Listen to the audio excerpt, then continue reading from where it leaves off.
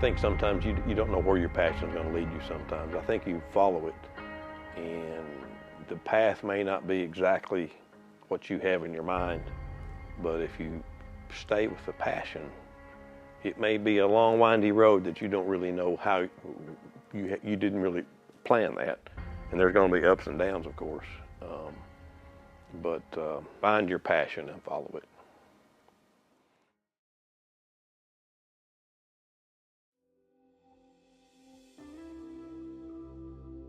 Hey, my name's Gary Clouse. We're here in Winchester, Tennessee. It's the right down the road is the Phoenix Boat Factory. We're at my shop today, doing a Phoenix Pro Diaries, I think is the name of it. I guess I've had 2 career paths, if you want to call my fishing a career path. It started out that way, and that didn't work out so well, which we'll get into, I'm sure. But yeah, I've had 2 career paths: boat building and fishing. And the fishing side of it is how I got into boat building. The fishing side is the passion that I have for bass fishing, and got hooked on that at a young age. And I've never looked back, and I look forward to each tournament today as much as I did in my first one in '74 or '5, whatever year that was. So I had some success fishing tournaments at the local level, and decided I'm going to be a pro fisherman. That's my goal in life, to be a pro fisherman anyway. So people that I had met, Charlie Campbell was one of them. So Charlie Campbell, Stacy King, good friend of mine still today, Howard McAllister was a friend, Chet Douthit. Chet was an established professional by that time. He had won a lot. And I remember the last tournament that at that time, they were the Bassmaster Invitationals, which was the highest level there was. And we went to upstate New York, out of Clayton. And I had a pretty good day the first day and was in pretty good shape. And the second day, I was probably in the top 20, if memory serves. And the second day, I just totally bombed out. But what I had done, I had been going to Nashville, working for 2 or 3 weeks for Stratus Boats, getting ready for their dealer show. And I had this expense check that they'd cut for a lot of expenses. So I had $2,000 or $3,000 or whatever the number was. So I'm going to take this money, I'm going to go to New York, and I'm going to gamble it on this tournament, and I'm going to win enough to pay my credit card bill off and have money left over.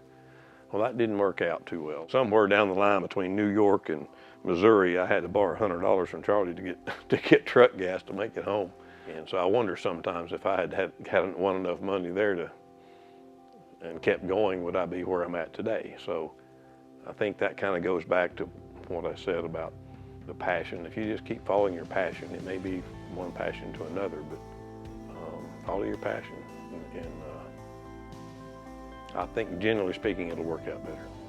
You know, when I went to work for Stratus Boats in 1988, Ken Primo was the number 2 man, the second in command at Stratus, and he believed in me. And I'm just a kid, grew up as an auto mechanic and tried to go be a pro fisherman and went broke, and was pretty good at working on boats, and that was about all I was good at, you know. So, but for whatever reason, he believed in me, give me a chance.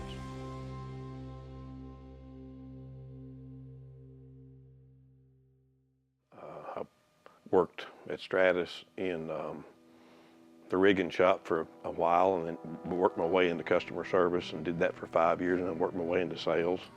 And he believed in me the whole way. And also, I worked for him at Triton, and worked for the man 15 years, and I learned a lot from Ken Primo. Things that I still do today at Phoenix, I think, I think about lessons I learned from him.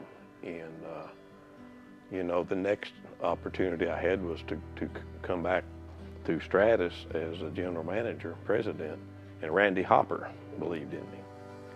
And he was interviewing me. I wasn't sure what it was for, and he said, well, we need a general manager. I remember thinking, wow.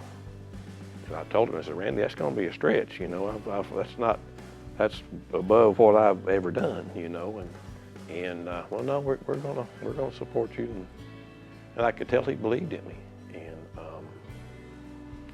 so all that has led me to kind of the story at Phoenix. I had a vision of what I thought could happen, and I kind of saw how the market was going and what brands, the bass boat brands, were doing, and I just knew it would work. I believed it in my heart that it would work. Teresa believed, you know, when I said, you know, I think we can do this on our own, she believed, and Hank Baker believed, and so then I started telling my story to different people, and they believed. Some of them didn't believe, and some of them decided, no, I don't think you're going to make it, you know. And I see them today, and they say, God, I sure wish I'd have got in on that deal, you know. You know, in 2018 was certainly a big time in the bass fishing world, a turnover and a change. And I had the option to go either way. And when I got the call, the invitation to the Elite Series, it was like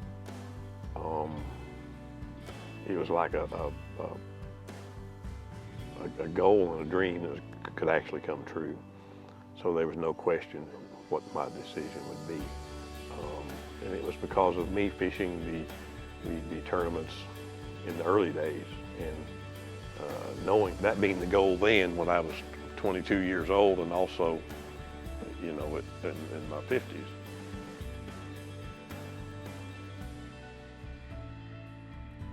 You know, when we started the company in 2007, was a different world than it was in 2009. So that, you know, 2008 with the economic crash in the marine market fell 60% in about 18 months, and dealers were going bankrupt, and so we had visions of grandeur, of course, when you start something.